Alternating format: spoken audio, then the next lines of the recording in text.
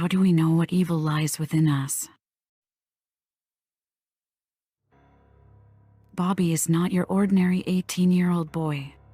With his beautiful deep blue eyes and blonde hair, he looks like your typical all-American boy, but nothing is ever as it seems. Delicate in his stature, Bobby is smaller than all the other boys his age and does not quite fit in. Quiet and shy, he observes his peers without ever engaging in order to keep the others from discovering who he really is. This fearful being is perched upon a deep well of suffering and dissociation that other kids his age could not possibly comprehend.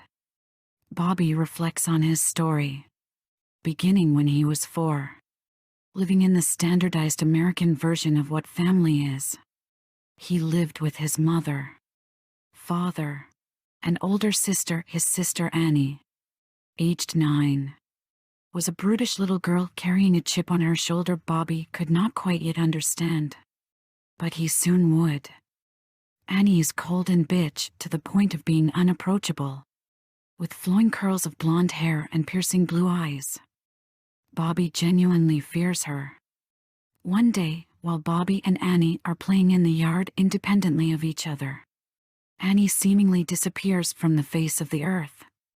This is the day Bobby's life and his understanding of the world change forever. Countless hours of fruitless efforts to locate her left Bobby's parents in a permanent state of denial. To this day, Bobby has no idea what happened to Annie.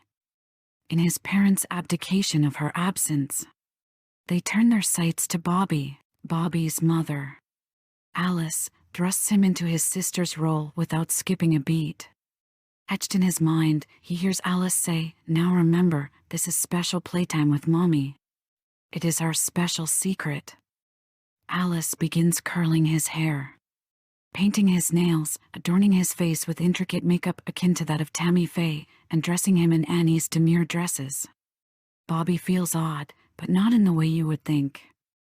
At 4 years old, he now feels whole and complete in a way he did not know anything had been missing before. Nevertheless, he also senses that the reasons for Alice doing these things to him are not quite genuine.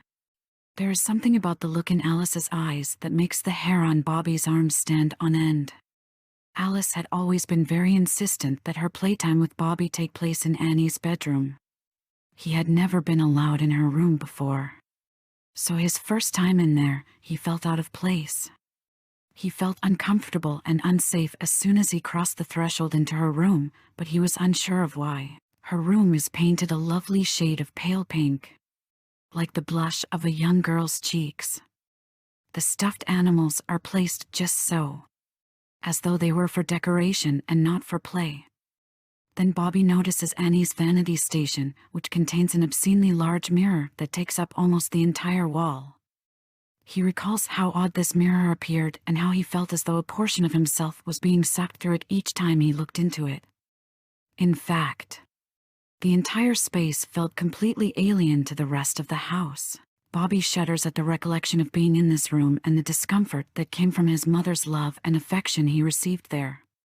From all outward appearances, Alice was a kind and loving mother who cared for and provided for Bobby in every way imaginable. Revered in their community, Alice portrayed this gilded image of the perfect mother and wife. But what no one knew, including Bobby, was that Alice's glistening, shiny exterior hid her twisted core like the cover page of a play. Alice used her children as living dolls for her husband's amusement. Harry, her husband, had groomed Alice as his own personal plaything since she herself was 18. A tawdry, sad excuse for a man, Harry controlled his world hidden behind the tacky mirror peering into Annie's bedroom. He controls his wife and children as though he were a master puppeteer, and their only existence in this world is for his entertainment and amusement. Being a failure at everything else in his life, Harry had finally won a commanding presence in his own real-life play. It was not until Bobby happened upon the hidden room behind the mirror that this young boy of 4 instinctually knew the reason for his uneasiness. Daddy has been watching him and Mommy all along. Snapping himself back into reality, Bobby puts on his starched, pressed collared shirt and chinos and heads to his first day of Psychology 101 at Timber College.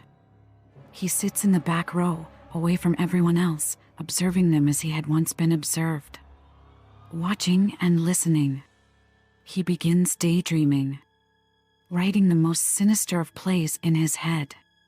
His classmates become unwitting characters in a contorted scene of the cruelest sort.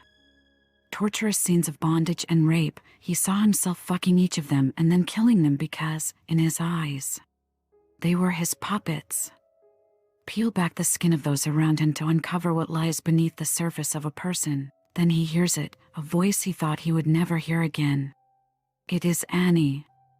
Sitting in the front row, engaged and full of life, she is no longer the cold and distant child he remembered. He comes to attention on the edge of his seat and glares down at her from above with overflowing rage and an amalgamation of emotions. He smiles the most menacing of smiles, as he now has a real-life play to direct. When class ends, he stalks her like a sexual predator preying on a child. As Annie turns down the alley to head home, Bobby creeps up behind her, covers her mouth, and drags her to a place no one knows. He slogs her down a set of stairs through a musty corridor and opens a creaky iron door. He sits her down in the darkness, and she screams when he lights the flame. It is a perfect rendition of Annie's bedroom, right down to the obscene mirror.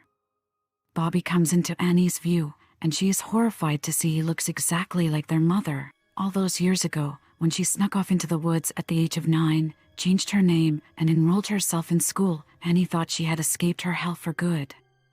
She left because every night her father would have sex with her and her mother would watch, but she believed no one would believe her, so she left. But she could have imagined seeing her own brother years later.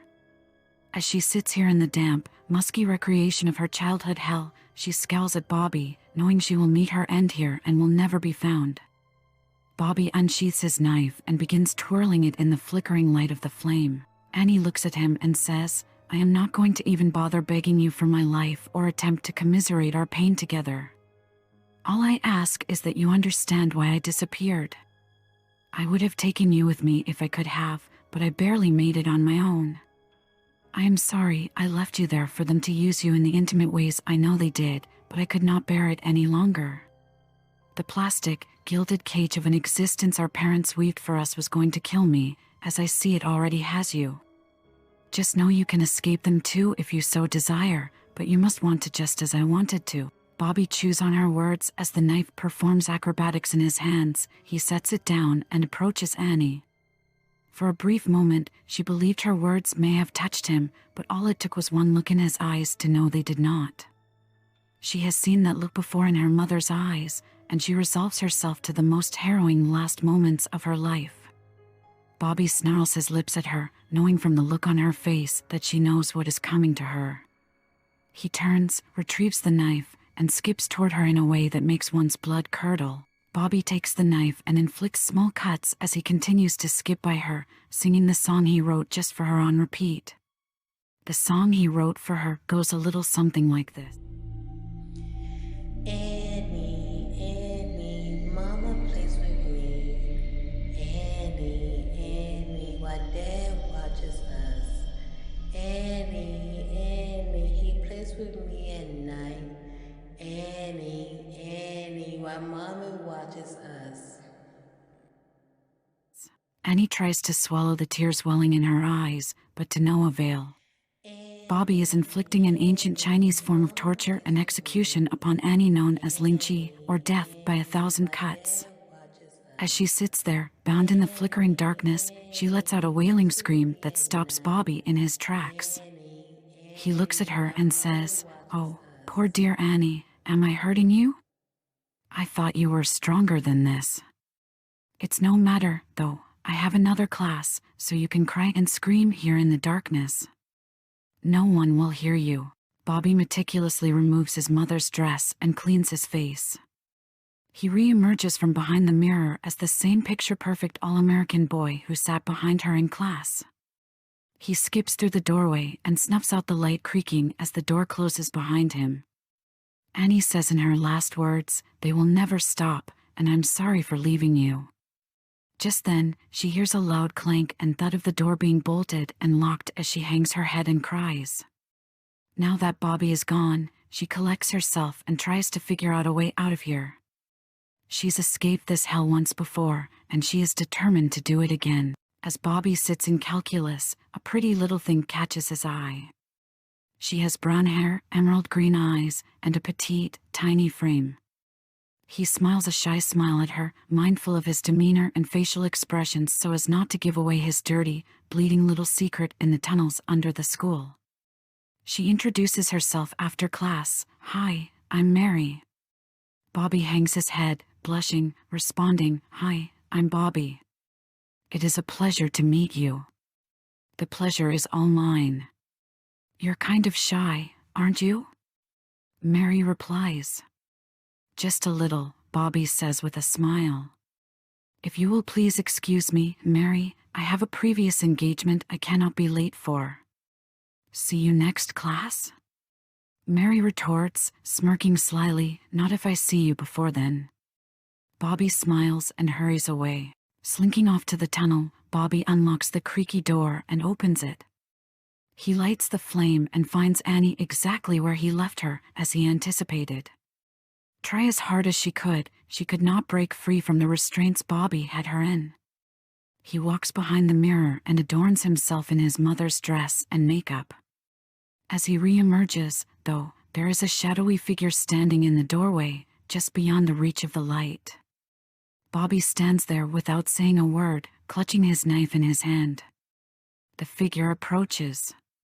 He is stunned to see that it is Mary. Mary saunters over to him, looking behind her over her shoulder at Annie, and then looks back to Bobby in his regalia. Bobby is still speechless. Mary looks at him and says, "I knew there was something special about you. No boy who is as handsome as you are is as shy as you are." Frozen where he stands, Bobby does not know what to do. Annie is looking at Mary, yearning and pleading with her eyes for help, but what happens next shocks them both. Mary takes the knife from Bobby's hand and walks over to Annie, inflicting a cut on her shoulder. Annie yelps, and Bobby becomes filled with lust. He pulls out another knife from behind the mirror, and they both skip around Annie, inflicting cuts as Bobby sings his song. When the last drop of life has dripped from Annie's body, Mary and Bobby turn to one another and begin to ravage each other next to her lifeless body. Bobby and Mary, now bonded to each other with a mutual understanding, put themselves back together in the flawless way they each do, and emerged from the tunnel and slipped back into society unnoticed. Inseparable from that moment on, Bobby and Mary wed after they graduated college. They have earned the respect and admiration of their classmates and professors as the perfect couple and perfect individuals. Now it is their turn to master the living puppets they create in their world.